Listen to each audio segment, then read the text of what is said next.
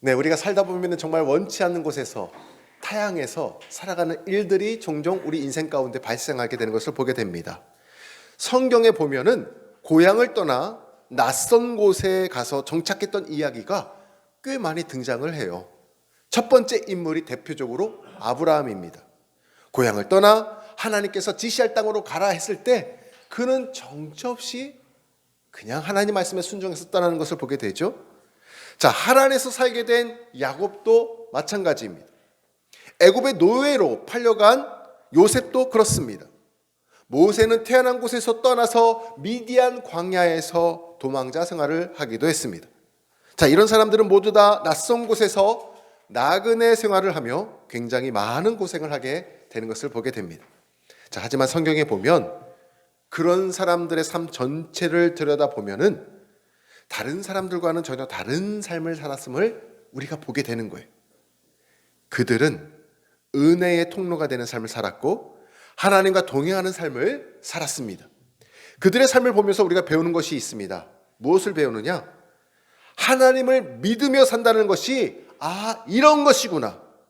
낯선 곳에서 아무도 의지할 곳이 없는 그 곳에서 바로 그때에 보시는 자막과 같이 하나님을 의지하고 하나님을 붙잡는 것, 그것이 믿음이구나. 우리가 그들을 통해서 배우게 되는 거예요. 자, 그런 사람들 가운데 대표적인 사람이 저는 오늘 본문에 등장하는 다니엘이라 생각이 듭니다. 성경에 보면 한 인물의 삶 전체를 태어나서부터 죽음에 이르기까지 전체를 이야기해 주면서 한 문장으로 그의 인생을 쪼려가지고 표현해 주는 것이 기록되어 있습니다. 대표적으로 아브라함은 믿음의 조상이라고 불러요. 믿음의 아버지라고 불리웁니다. 또 다른 사람 다윗은 하나님 마음에 합당한 자, 그의 인생을 이렇게 딱 한 문장으로 줄입니다. 그런데 히스기야 왕은요, 하나님 앞에서 정직한 자, 정직한 왕, 이렇게 한 문장으로 딱 줄여줘요. 그렇다면 오늘 본문 속 주인공 다니엘은 그의 생애 전체를 이렇게 바라보면서 어떤 표현이 적합할까요? 성경에는 기록되어 있지 않습니다. 딱 보니까. 그런데 제가 오늘 말씀을 묵상해 보면서 이런 생각이 들어요. 다니엘은 죽음 앞에서도 믿음을 끝까지 지켰던 사람, 할렐루야. 그 사람이 다니엘이라는 거예요. 오늘 본문의 배경은 이렇습니다. 다니엘은 자기가 살던 남유다가 이 느부갓네살 왕에게 멸망을 당해요. 그래서 이 바벨론으로 포로로 끌려오게 됩니다. 그리고 왕의 궁궐에서 이 청년 때에 일을 하기 시작을 해요. 그 사이에 느부갓네살 왕이 죽게 돼요. 그리고 두 번째 왕으로 벨사살 왕이 즉위를 합니다. 그런데 정권이 교체가 되면 보통 어떻게 돼요? 등재돼가지고 일했던 일꾼들이 다 물러나고 새로운 사람들이 다 일을 하기 시작하잖아요. 그런데 대거 교체가 되는 그 상황 가운데서도 이 벨사살 왕이 지켜보니까 이 느부갓네살 왕이 등재했던 그 인물이 굉장히 똑똑하거든요. 인재야. 그러니까 그를 교체시키지 않고 그대로 일을 맡깁니다. 자기에게 유리하기 때문에. 자, 그런 장면을 보게 돼요. 자, 그러던 중 이 두 번째 왕 벨사살 왕이 암살을 당해요. 그래서 죽게 됩니다. 그 뒤를 이어서 다리오 왕이 즉위를 하게 돼요. 세 번째 왕 다리오 왕이. 그런데 이 다리오 왕 때 페르시아가 쳐들어와 가지고 이 바벨론 제국도 결국은 멸망을 당하게 되는 거예요. 지금 배경을 쭉 설명해 드리고 있습니다. 자, 그때 페르시아에 누가 왕이었냐면 고레스가 왕이었어요. 고레스 왕이 이 바벨론 지역을 다스리게 되는데, 자, 그러면 다니엘은 어떻게 될까요? 이제는 벌써 1대, 2대, 3대 정권을 함께 했잖아요. 3명의 왕을 섬겼잖아요. 그것만 해도 엄청나지 않습니까? 그런데 고레스 왕이 지켜보니까 이 청년은 너무 똑똑한 거예요. 교체하기가 너무 아까운 거예요. 이때도. 그래서 또 함께 데리고 갑니다. 이게 배경이에요. 자, 그냥 함께 데려가는 것이 아니라 서열이요. 이미 다리오 왕 때 총리 3명을 뽑는데 그 중에 한 명이 이 다니엘이 뽑히게 되어가지고 총리로 일을 하게 되는 거예요. 서열이 굉장히 높아졌죠, 이제는. 자, 그런 가운데 대단한 인물로서 그 높은 자리까지 오르게 되는 것을 우리가 보게 돼요. 자, 다니엘은 어떻게 이렇게 4명의 왕들과 많은 사람들의 신뢰를 받을 수 있었을까요? 여러분, 이 정도면은요, 사실 신뢰 정도가 아니라 존경받는 대상이 되었다는 것을 보게 됩니다. 사실 그는 바벨론 출신도 아니고, 그렇죠? 이스라엘에서 포로로 끌려온 출신이었는데 어떻게 그렇게 그를 신뢰하면서 나라에서는 이렇게 존경받는 일을 맡기게 되었을까? 여러분, 다니엘은요, 비록 포로로 끌려온 사람이었지만 영적 거목과 같은 믿음을 지닌 사람이었다라는 거예요. 우리 바움교회에 나오시는 모든 다음 세대들 그리고 모든 성도님들은 이런 다니엘과 같은 영적 거목 신자가 되시기를 간절히 소망합니다. 다리오 왕이 즉위하고서 벨사살 왕에게 심을 받던 다니엘로 하여금 계속해서 지금 나라를 맡겨 주었잖아요. 민첩하고 똑똑하고 일을 잘하면 참 좋기는 한데 여기에 한 가지 어려운 일이 생기게 됩니다. 무엇이냐면 주변에 꼭 시기 질투하는 사람들이 생기는 거예요. 지금 다니엘에게도 이런 사람들이 주변에 생겨났어요. 더군다나 그는 바벨론 사람도 아니고 이스라엘 사람이었잖아요. 시기 질투하는 사람들이 어떻게 하면 다니엘을 저 총리직에서 끌어내릴까? 그 구실을 찾기 시작합니다. 그 장면이 어디냐면 다니엘서 6장 4절 말씀인데 제가 한번 읽어드릴게요. 보세요. 이에 총리들과 고관들이 총리뿐만 아니라 자기와 같은 총리뿐만 아니라 고관들이 국사에 대하여 다니엘을 고발할 근거를 찾고자 하였으나 아무 근거 아무 허물도 찾지 못하였으니 이는 그가 충성되이 아무 그릇됨도 없고 아무 허물도 없음이었더라. 할렐루야. 그가 왜 거목 믿음을 지닌 사람인 줄 아시겠습니까? 세상과 타협하지 않았어요. 하나님을 바르게 믿었어요. 믿음을 가지고 세상 사람들 앞에 모범이 되었던 거예요. 그랬더니까 허물을 찾을 수가 없는 거 아닙니까? 이 말씀을 보면서 저는 번뜩 드는 생각이 무엇이냐면 내 믿음도 이러해야겠구나. 내가 교회에서뿐만 아니라 내가 가정에서뿐만 아니라 내가 지금 일하고 있는 일터에서도 모든 지인들과의 관계 속에서도 내 믿음이 우리 삶을 이끄시는 하나님을 향한 바른 믿음을 소유하겠구나. 이것을 내가 생각하게 되었습니다. 가뜩이나 요즘 사회적 거리두기 때문에 다시 강화되면서요, 일상의 피로감이 극도감으로 굉장히 높아지고 있지 않습니까? 교회 다니는 사람이 그렇게밖에 못해요. 그렇게밖에 못 살아. 이런 얘기가 우리를 통해서 들려와서는 안 될 것입니다. 믿는 사람이야말로 정말 신뢰할 만하구나. 이런 소리가 우리를 통해서 들려면 정말 좋겠습니다. 우리가 기도할 때 이렇게 기도하면 좋겠어요. 나 자신과 우리 남편과 아내 그리고 자녀들을 위해서 기도할 때 믿음이 세상 사람들 앞에서 드러나게 하여 주옵소서. 아멘. 믿음이 세상 사람들 앞에서 드러나게 하여 주옵소서. 믿음이 세상 앞에서 굴복하는 것이 아니고 믿음이 세상 앞에서 사라지는 것이 아니고 드러나게 하여 주옵소서. 이렇게 기도하면 좋겠습니다. 다니엘이 날마다 이런 믿음으로 살아가니까 다른 사람들이 흠을 찾을 수가 없는 거예요. 그래서 이 악한 신하들이 머리를 굴려서 한 가지 아이디어를 낸 게 있습니다. 그게 뭐냐면 다른 사람들 눈치 보지 않고 이렇게 믿음을 드러낸다고 했잖아요. 그러니까 눈치 보지 않고 자기 시간을 지키면서 늘 기도했거든요. 그게 번뜩이면 생각이 나는 거야. 이 사람들은 뭐가 있어도 기도의 시간을 지키는 거다. 그래서 머리를 굴려서 생각하는 게 뭐냐면 왕에게 이런 것을 법을 제정해달라고 제안하자. 30일 동안 한 달 동안 다른 어떤 무엇보다도 왕에게만 절하게 하는 제정을 하자. 왜냐하면 누군가가 지금 수근수근대고 뭔가 지금 왕에게 거역하려는 일을 꾸미는 거 있는 것 같다라고 하면서 왕에게 이런 것들을 제안을 하는 거예요. 그러니까 왕이 들을만 하거든.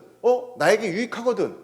그래서 왕이 조서에다가 왕의 그 금 도장을 딱 칙령을 찍어가지고 조서를 선포해버립니다. 그 사람들의 제안이 통과가 된 거예요.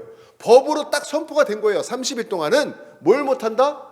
다른 사람들, 자기 믿는 신앙을 지킬 수가 없는 거예요. 다른 왕에게, 다른 신에게 기도할 수가 없는 거예요. 오직 왕에게만 절하게 되어 있는 거예요. 자, 이것이 선포가 되었어요. 자, 그 말씀이 어디 기록되어 있느냐? 6장 10절 말씀이 한번 볼까요? 진짜인지. 자, 다 같이 한번 읽어보겠습니다. 시작. 다니엘이 이 조서에 왕의 도장이 찍힌 것을 알고도 자기 집에 돌아가서는 윗방에 올라가 예루살렘으로 향한 창문을 열고 전에 하던 대로 하루 3번씩 무릎을 꿇고 기도하며 그의 하나님께 감사하였더라. 아멘. 다니엘이 자신이 고국을 떠나가지고 바벨론에 와서 어떻게 해서 이 자리까지 왔는데 내가 하나님을 향한 믿음을 저버릴 수 있겠는가? 그런 고민이 되지 않았겠습니까? 저 칙령이 발표되는 순간 총리인 자기가 제일 먼저 알겠죠. 올 곳이 왔구나. 그런데 그가 어떻게 했습니까? 나 하나님을 버릴 수 없다. 내 믿음을 버릴 수 없다. 그래서 그가 한 선택이 뭐예요? 여전히 습관을 따라 하던 대로 창문을 열고 예루살렘을 향하여서 기도하는 모습을, 우리 친구들 다니엘이 기도하는 모습을 보였다라는 거예요. 이렇게요. 앞에 보시는 사진처럼 창문을 활짝 열고 예루살렘을 향하여서 하루에 3번씩이나 무릎을 꿇고 기도하는 것입니다. 한번 생각해 보세요. 왜 하필이면 여러 창문이 있는데 예루살렘에 있는 그 창문을 향하여서 문을 활짝 열고 하나님 앞에 무릎 꿇고 기도했을까?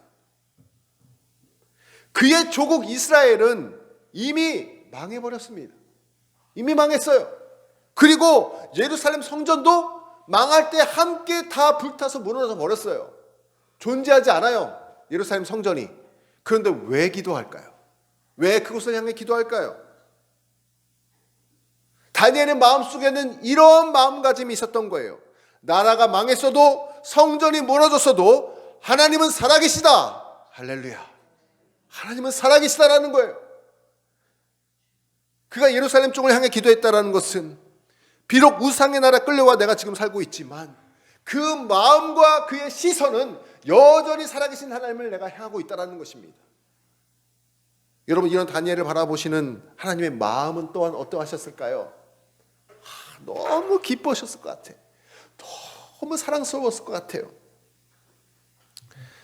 저와 여러분의 삶도 하나님께서 이렇게 다니엘을 꽉 붙들어 주신 것처럼 우리를 꽉 붙들어 주셔서 우리들의 인생의 방향이 하나님께 향할 수 있게 되기를 간절히 축원합니다. 자, 이렇게 무릎 꿇고 기도하는데 저 뒤에 있는 사진을 보십시오. 뒤에 3명이 지금 뭐 하고 있어요? 다니엘의 그 기도하는 뒷모습을 바라보고 있는데 좋게 보는 것 같아요? 아니면 시기 질투하는 것 같아요? 시기 질투하는 것 같죠? 저 사람들이에요. 저 사람들이 다니엘을 바로 기도하는 모습을 보고 왕에게 가서 고발합니다. 그럼 어떻게 될까요? 법을 어겼잖아요. 법을 어겼잖아요. 다리오 왕은 절대 다니엘이 끌려오게 될 거라고 상상하지 않았어요. 그런데 그에게 끌려온 사람이 누구예요? 자기가 그렇게 총애하던 다니엘이 끌려온 거예요. 그때 왕은 깨닫게 돼요. 마음속으로 얘네들이 다니엘을 숙청하려고 이 조서를 제안했구나. 말은 하지 못하지만 깨닫게 됩니다. 왜냐하면 그 뒤에 왕이 다니엘이 끌려왔을 때 하는 태도와 행동들을 보면 알 수가 있어요. 결국은 마음의 고생을 이 왕이 하기 시작해요. 어떡할까? 얘를 살려야 되는데, 얘를 죽일 수는 없는데, 밤새도록 고민하면서 잠을 쳐가지도 못하고 그가 금식을 한대요.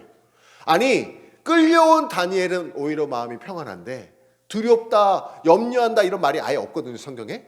그런데 그를 붙잡고 있는, 그를 처단해야 할 왕은 마음속에 염려가 있는 거예요. 오히려 이게 하나님의 반전인 줄 믿으시기를 바랍니다. 그가 어떻게 염려를 해요? 금식한대요. 그가 어떻게 염려해요? 슬퍼한대요. 그가 어떻게 염려해요? 잠을 청하지 않는다라는 거예요. 잠자리에 들지 않는다라는 거예요. 밤새도록 고민한다라는 거예요.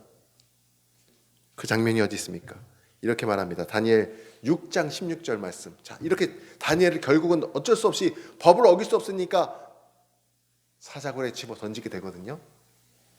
자, 6장 16절 말씀 다 같이 한번 읽어보겠습니다. 우리 친구들 같이 한번 읽을게요. 시작. 이에 왕이 명령하며 다니엘을 끌어다가 사자굴에 던져 넣는지라.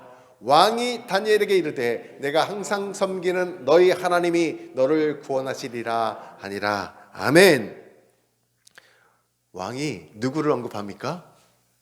왕이 하나님을 언급을 해요. 다니엘이 언급해야 될 하나님을 왕이 자기의 입술로 지금 언급하는 것을 보게 됩니다. 너희 하나님이 너를 구원하시리라. 왜? 자기가 할 수 없거든. 법을 어길 수 없으니까. 법치국가니까 제정을 했는데, 그는 고발자들의 말을 듣는 순간부터 다니엘을 구원하고자 살리고자 하는 마음이 계속 있었던 거예요.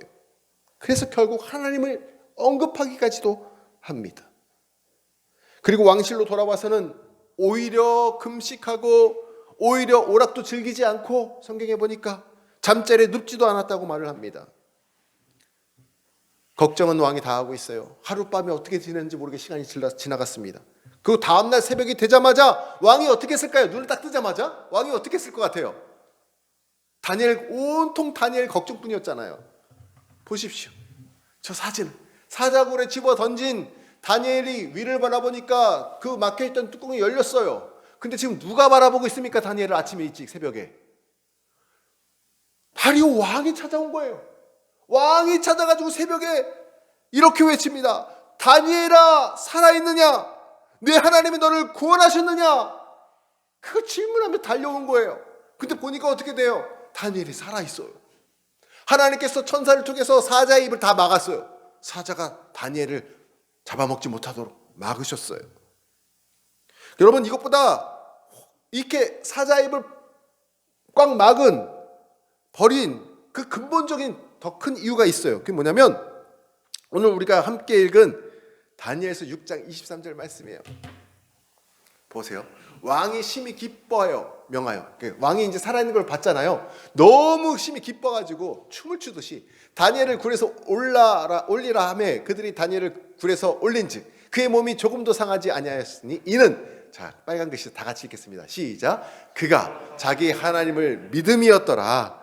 아멘. 저와 여러분께서 하나님을 향한 인생의 방향을 정하고 하나님을 끝까지 믿음으로 여러분과 여러분의 학업과 여러분의 가족과 여러분의 일터를 지켜내는 다니엘과 같은 사람이 되시기를 주님의 이름으로 축원합니다. 이 일 때문에 다니엘은요, 이제 사자굴에서 구출됐잖아요. 구원받았잖아요. 그 나라에서 더 존경받는 사람이 됩니다. 그리고 그를 음해했던 그 총리와 다른 고관들이 있었잖아요. 다 숙청돼요. 자, 오늘 말씀을 통해서 깨닫게 되는 것이 있습니다. 이거예요. 믿으려면 끝까지 믿어야지 중간에 포기하면 안 되겠구나. 하나님은 지금 저와 여러분을 향하여서 반전의 계획을 다 세우고 계세요. 그런데 내가 그것을 바라보지 못하고 중간에 믿다가 포기해버리면 하나님의 계획이 어떻게 되겠냐 이거예요. 하나님을 끝까지 이 믿음을 소유하시기를 간절히 소망합니다. 지난 주간에 제 둘째 민영이하고 제가 이렇게 단둘이 차를 타고 어디 갈 일이 있었어요. 제가 민영이하고 이런 대화를 이렇게 좀 나눴네요. 민영이한테, 야, 민영아, 올 한 해가 정말 빨리 지나간다. 민영아, 올 한 해 동안 너 기도했던 거, 기도의 제목 하나님이 어떻게 많이 들어주셨니? 라고 제가 질문을 던졌어요. 그랬더니 민영이가 좀 힘들 때도 있고 아닌 것도 같았는데 지금 보니까 많이 들어주셨대. 그래서 뭘 많이 들어주셨니 했더니 지금 민영이 옆에 앉아있는 친구들이에요. 여기 이사 와가지고 친구 하나 없을 때 우리 도윤이하고 지영이가 민성이의 첫 번째 친구가 되어줬거든요. 그리고 그 친구들이 이렇게 교회를 나왔어요. 교회에 대한 배경도 없어요. 교회에 대한 적도 없어요. 교회에 대한 것도 잘 몰라요. 그렇죠? 예배를 어떻게 드리는지도 몰라요, 아직. 그런데 이렇게 친구들이 옆에 있다는 것이 하나님이 자기 기도를 들어주신 거래요. 그리고 또 고등학교 가서도 마찬가지입니다. 새로운 친구들을 많이 사귀게 해주셨어요. 제가 그래서 민영이한테 이 질문을 하나 했어요. 만약에 민영아, 하나님이 이렇게 많은 것들을 도와주셨는데 만약에 어떤 어려운 일이 있어가지고 하나님을 선택할 일이 있고 세상 것들을 선택할 일이 있어. 그럼 민영이는 어떻게 할래? 그랬더니 너무 어려운 일이 있으면 자기는 힘들대. 그러면은 자기는 일단은 하나님을 믿는데 일단 편한 길을 잠깐 갔다 오겠다는 거예요. 민영아 그러면 안 되는데. 민영아 선택은 그리고 나서 돌아올 길은 없고 딱 한 번밖에 없단다. 딱 한 번밖에 기회가 없어. 이거 진짜 잘 선택해야 돼. 그러면 어떡할래? 그랬더니 민영이가 곰곰이 생각하다가 어차피 한 번 사는 인생인데 한 번밖에 없으면 하나님 선택할게요. 딱 그러는 거예요. 너무 기특하지 않습니까? 우리 다음 세대들이 그리고 믿는 우리 부모님들이 믿음의 세대가 되어서 인생의 어떤 상황에도 믿음을 끝까지 지켜서 하나님을 선택하고 하나님께서 우리에게 반전의 계획을 세우시는 반전의 스토리를 모두 다 경험하시는 이 축복의 주역 되시기를 주님의 이름으로 축원합니다. 기도하겠습니다.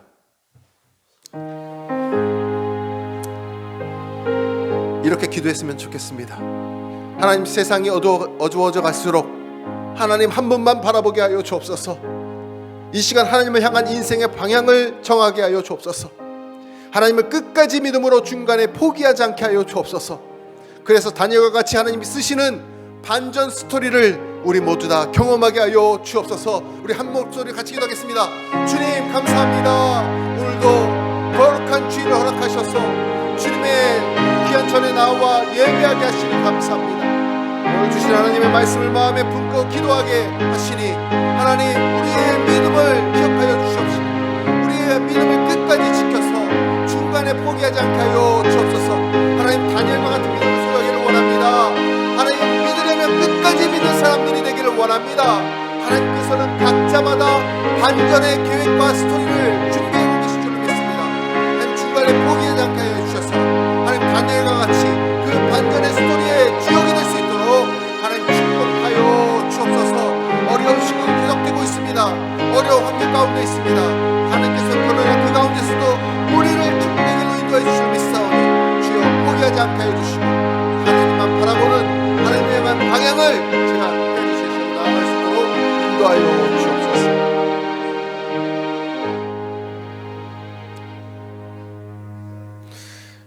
하나님, 갈수록 세상이 어두워지고 약해지는 이때에 우리 믿음을 점검하게 하시니 감사합니다. 힘들다고 믿음을 포기하지 않게 하여 주옵소서. 다니엘과 같이 하나님을 끝까지 믿는 믿음을 소유하게 하여 주옵소서. 그래서 하나님께서 펼치시는 반전의 스토리를 우리 모두 경험하게 하여 주옵소서. 예수님의 이름으로 기도합니다. 아멘.